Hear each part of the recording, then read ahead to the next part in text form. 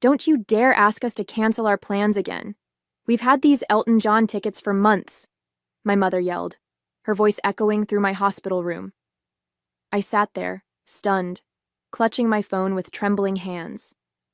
It was Christmas Eve at Las Vegas Medical Center. Just me, my 2-year-old twins Ethan and Emily playing quietly in the corner, and a nurse named Valerie checking my vitals. The pain in my abdomen was excruciating, like someone was twisting a knife inside me, but the look of indifference on my mother's face through the video call hurt even more.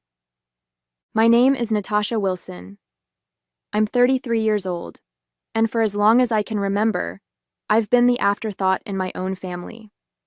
My younger sister Jessica, the golden child, could do no wrong in my parents' eyes. Meanwhile, I couldn't even get them to watch their only grandchildren while I underwent emergency surgery for complications related to my husband's death 6 months ago. The doctors had found internal bleeding that required immediate attention, but all my parents cared about was their concert tickets and celebrating Christmas Eve with Jessica. When I finally asked for their help after exhausting all other options, my dad's response cut deeper than any surgical tool could. You're becoming a real nuisance and burden, Natasha. We're retired now. We deserve to enjoy our lives without your constant problems. I've been supporting my parents financially since they took early retirement 3 years ago. Every month, without fail, I sent them $2,500 to help with their mortgage and expenses, even after James died. I did it out of love and duty, believing family should support each other. How foolish I was. As my tears fell silently onto the hospital blanket, Valerie gently squeezed my shoulder. My friend Olivia is a professional nanny who specializes in childhood trauma. Let me call her for you, she offered, her kindness a stark contrast to my parents' callousness. The twins were still too young to understand what was happening. They'd already lost their father to a car accident. Now they might lose me too if the surgery went wrong. The thought terrified me, but not as much as leaving them with people who saw them as burdens. In that moment, with pain shooting through my body and disappointment crushing my heart, I made my decision. Yes, please call her, I told Valerie, and with those words, I began cutting the poisonous ties to the people who had raised me, but never truly loved me. As I hung up the phone, a wave of memories washed over me. My childhood had been filled with moments of being overlooked, while Jessica received all the attention. When I graduated college with honors, my parents barely acknowledged it because Jessica had been cast in a local commercial that same weekend. When I married James, they complained about the wedding venue being too far from their home. Even when the twins were born, they visited only once, claiming the babies were too fussy for their liking. James had been my rock through it all. He understood the pain of family disappointment, having been estranged from his own father for years. We'll build our own family, he would say, one that knows how to love. And we did, creating a warm home filled with laughter and acceptance. But 6 months ago, a drunk driver stole him away, leaving me to raise our children alone while battling depression and grief. Despite my loss, I continued supporting my parents. I even increased the monthly amount when they mentioned struggling with inflation. I wanted to be better than them, to show that family should stand by each other no matter what.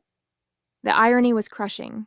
Here I was, bleeding internally, possibly dying, and they couldn't miss one concert to care for my children. Valerie returned with news that her friend Olivia would arrive within the hour. She's amazing with kids, Valerie assured me.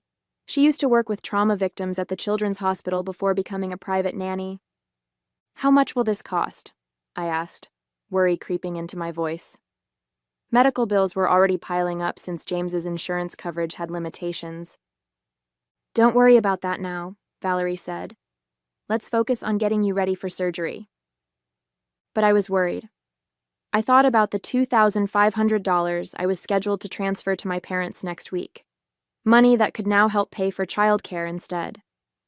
The thought sparked something inside me, a flame of self-preservation that had been extinguished years ago.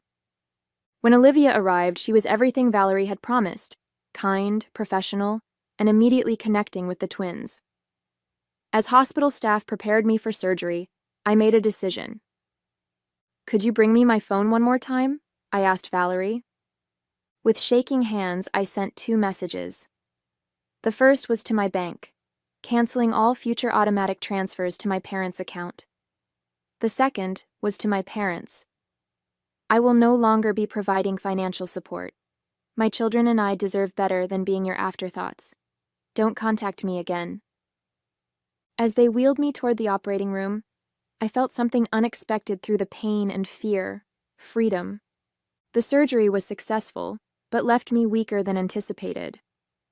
I spent 5 days in the hospital, drifting in and out of consciousness, grateful for Olivia, who had gone above and beyond by staying with the twins in my hospital room during the days and taking them to my apartment at night.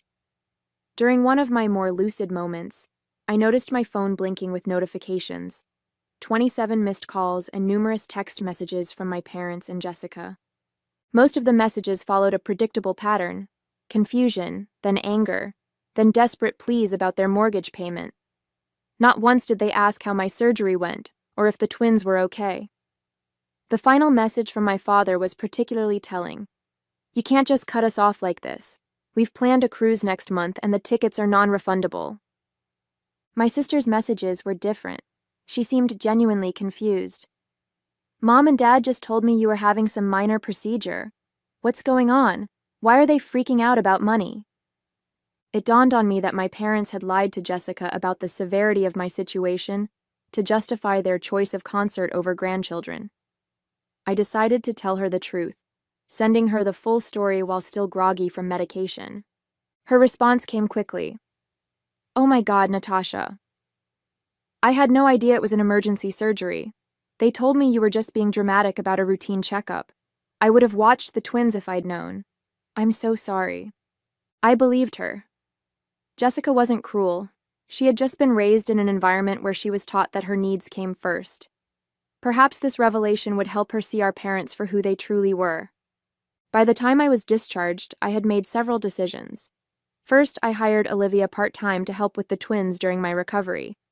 Second, I contacted a lawyer to draft a will designating a trusted friend as the twins' guardian should anything happen to me, certainly not my parents. Third, I blocked my parents' numbers, allowing only Jessica limited contact as I assessed her sincerity. The financial implications of my decision were significant. The $2,500 monthly payment I'd been making to my parents represented nearly a third of my income as a graphic designer. Without that burden, I could actually afford proper childcare and maybe even start rebuilding the emergency fund that had been depleted after James's death. That night, as I lay in my own bed with the twins sleeping in their room across the hall, I felt a complex mix of emotions. There was guilt, the ingrained feeling that I was somehow wrong for putting myself and my children first. There was fear about managing recovery while caring for 2 toddlers, but there was also an unfamiliar sense of self-respect taking root. My phone pinged with a text from Jessica. "I just had a huge fight with Mom and Dad about how they treated you. I'm staying at a hotel tonight. Can we talk tomorrow?" Maybe I wasn't completely alone after all. 2 weeks after my surgery, I was slowly regaining my strength. The incision site still throbbed painfully when I moved too quickly, but I was managing better each day. Olivia had been a godsend, arriving each morning to help with the twins while I worked from home. My graphic design clients had been surprisingly understanding about my limited availability, and I was grateful for the remote work that allowed me to stay close to my children. Jessica had visited twice, bringing healthy meals and spending time with the twins. Our conversations were cautious at first, but eventually she opened up about her own experiences with our parents. "They always made it seem like you were choosing to distance yourself from the family," she admitted one evening as we watched the twins play. "I never realized they were pushing you away." I was beginning to see a new side to my sister, one that had been hidden beneath years of our parents' manipulation. While I wasn't ready to completely trust her yet, I appreciated her efforts. Then came the knock at the door I had been half expecting. Through the peephole, I saw my parents standing in the hallway. My mother was clutching her designer purse nervously, while my father stood with his arms crossed, familiar impatience etched on his face. I hesitated, heart pounding, before opening the door just enough to speak through the gap. What do you want? I asked, my voice steadier than I expected. Natasha, darling, we've been so worried, my mother began, her sugary tone immediately raising my defenses. You haven't been answering our calls, and we needed to make sure you and the twins were all right. We're fine, I replied flatly. Now, if that's all... It's not all, my father interrupted, pushing slightly against the door. We need to discuss this ridiculous financial situation. The bank called about our mortgage payment, and we had to dip into our cruise savings to cover it. The audacity was breathtaking. No questions about my recovery, no concern for their grandchildren, just demands about money. I told you I'm cutting financial ties, I said. I meant it. But sweetie, my mother pleaded, her voice rising an octave, we've come to depend on that money. Your father and I adjusted our lifestyle based on your commitment to help us. My commitment? I echoed in disbelief. I've been sending money out of guilt and obligation while you couldn't even watch your grandchildren during my emergency surgery. My father's face darkened. That's not fair, Natasha. We had plans.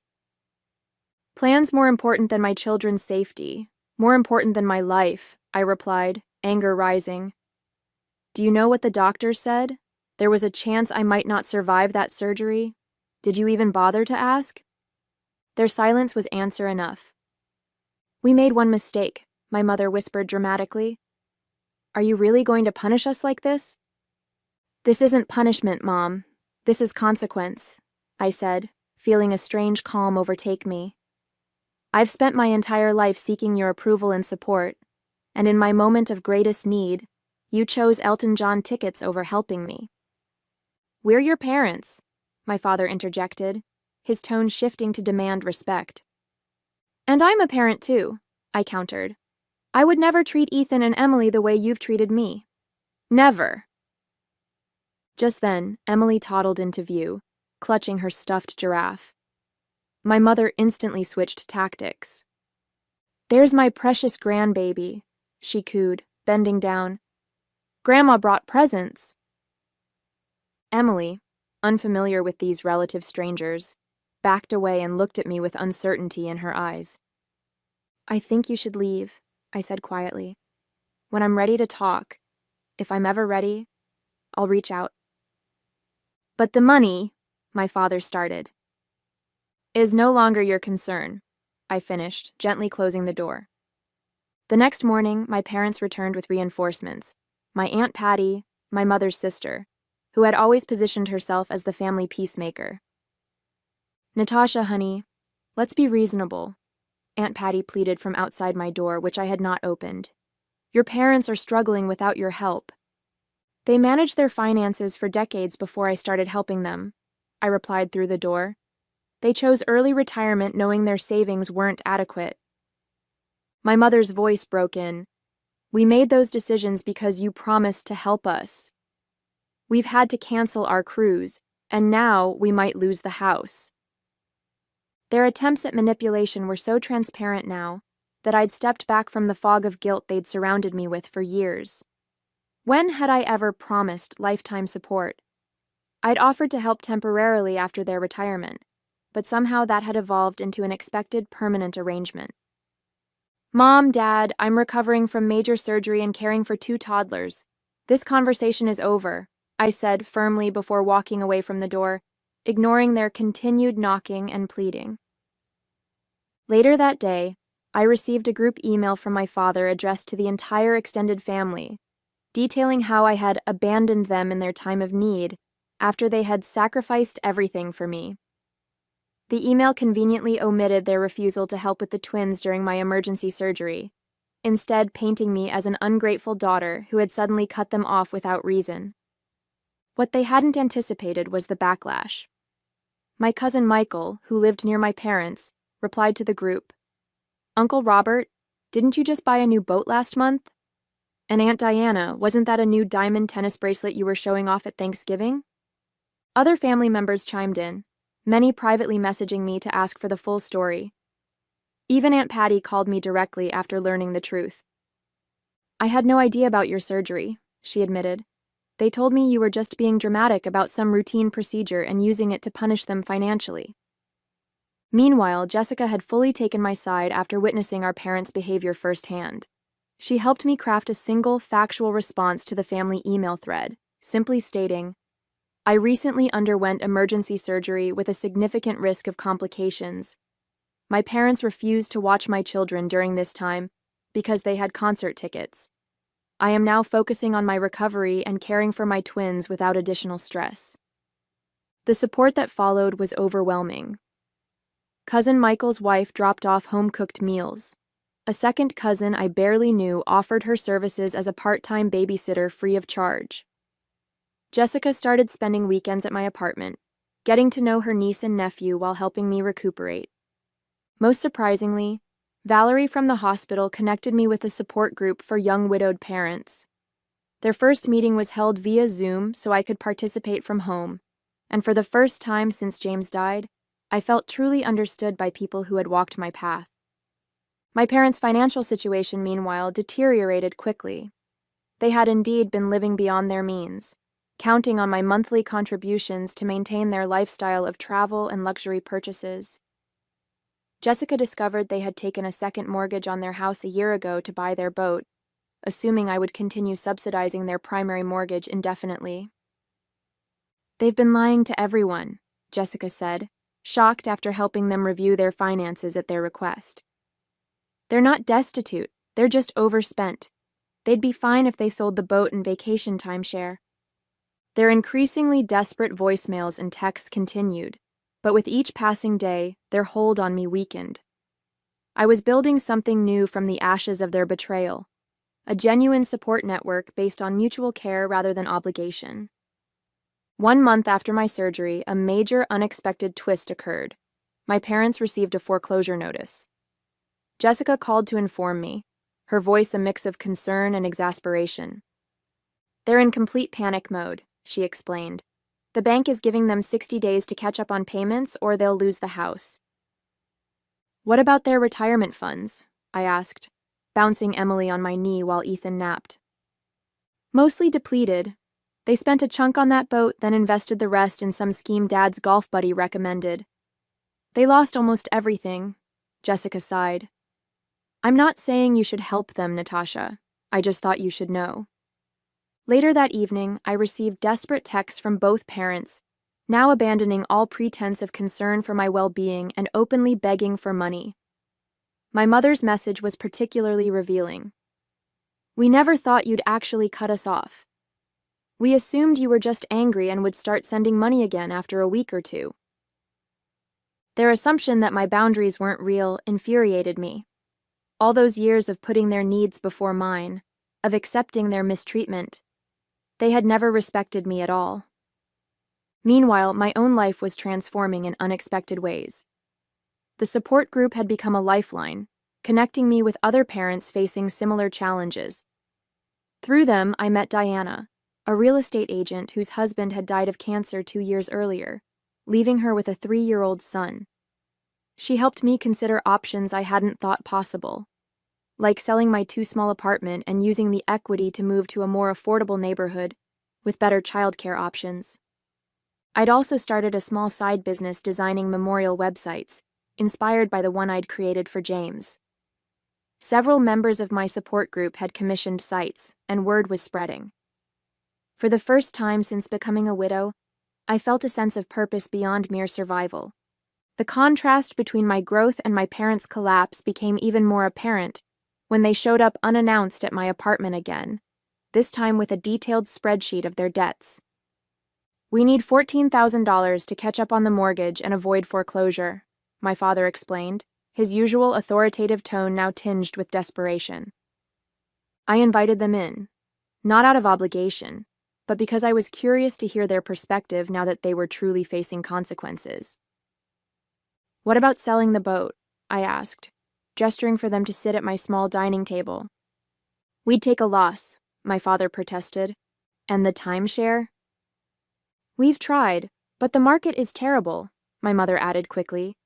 "Besides, those are our retirement luxuries." I almost laughed at the absurdity.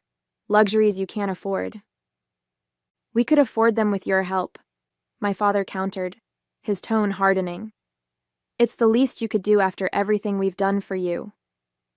What exactly have you done for me? I asked quietly, the question hanging in the air like a challenge.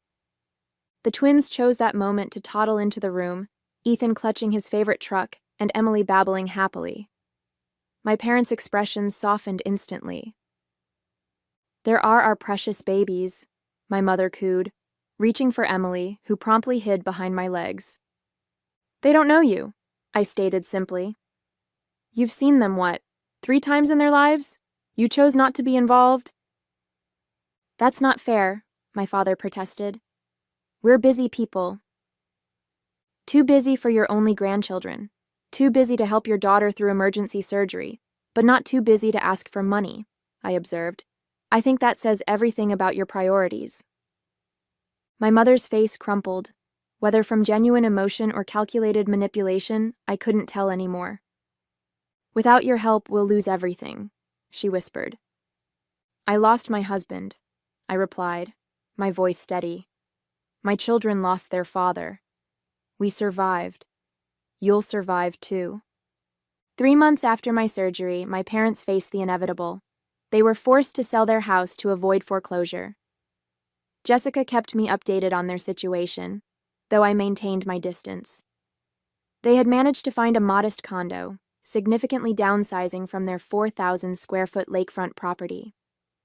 My father had reluctantly sold his boat at a loss, and they had finally unloaded the timeshare for a fraction of what they'd paid.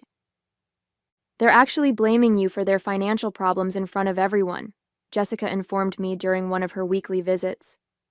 It's bizarre to watch. They tell anyone who'll listen that you abandoned them after promising lifelong support. Let them talk, I replied, feeling surprisingly unbothered. The truth speaks for itself. And it did. My extended family had largely rallied around me after learning the full story. Even my father's sister, who had always taken his side in family disputes, called to express her support after hearing about their refusal to help during my surgery. Meanwhile, my own situation had improved dramatically. Diana from my support group had helped me find and purchase a small 3-bedroom house in a family-friendly neighborhood. The mortgage payments were actually less than my apartment rent had been, and the twins had a backyard to play in for the first time in their lives. My side business designing memorial websites had grown enough that I could reduce my graphic design clients and focus on work that felt meaningful. Olivia still helped with childcare 3 days a week, but I'd adjusted my schedule to maximize time with Ethan and Emily. Most importantly, I'd found a community. Neighbors brought casseroles when we moved in. The support group organized playdates. Jessica had become a genuine sister rather than a competitor for our parents' affection. Even Valerie from the hospital occasionally stopped by with her children. I had lost my husband and cut ties with my parents, yet somehow I felt less alone than ever before. 6 months after my surgery, I received a letter, an actual handwritten letter from my mother. I almost threw it away unopened, but curiosity won out. Inside was something I'd never seen before, a genuine apology. I've had time to reflect on my behavior, she wrote.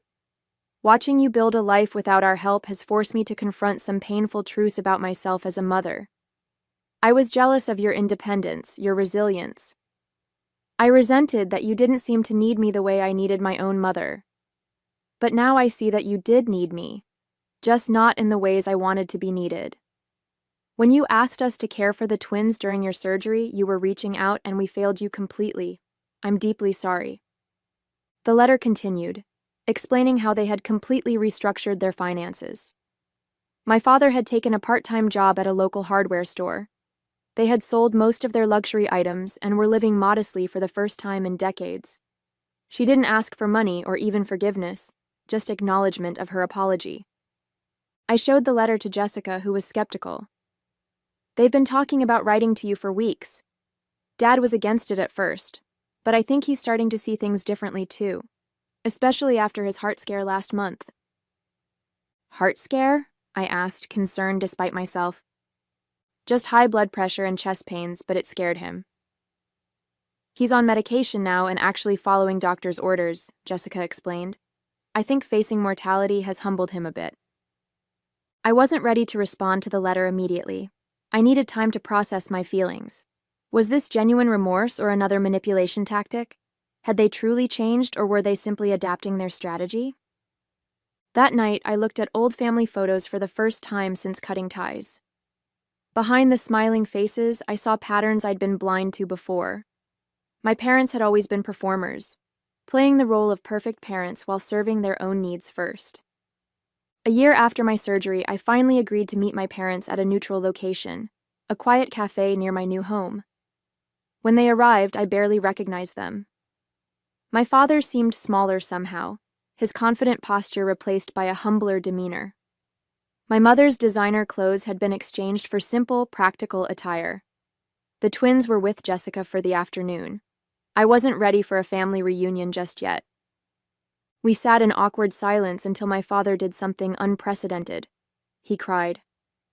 "I've been a terrible father," he admitted, his voice breaking, "and an even worse grandfather.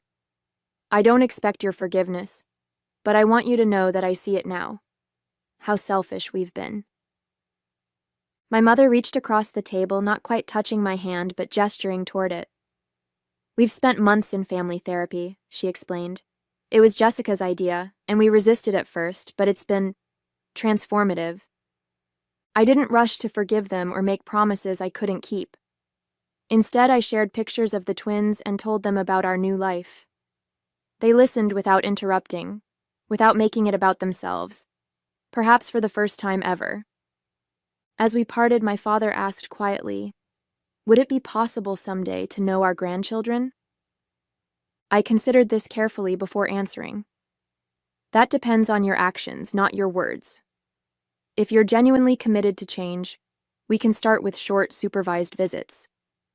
But understand this, my children will only have relationships with people who respect their mother."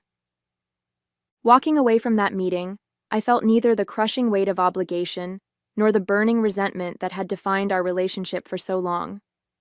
Instead, I felt something new, the calm assurance of a woman who knew her worth, who had created boundaries and would enforce them without apology. Whether my parents could truly change remained to be seen, but I had already transformed, from a daughter desperate for approval into a mother fierce in her protection and clear in her expectations.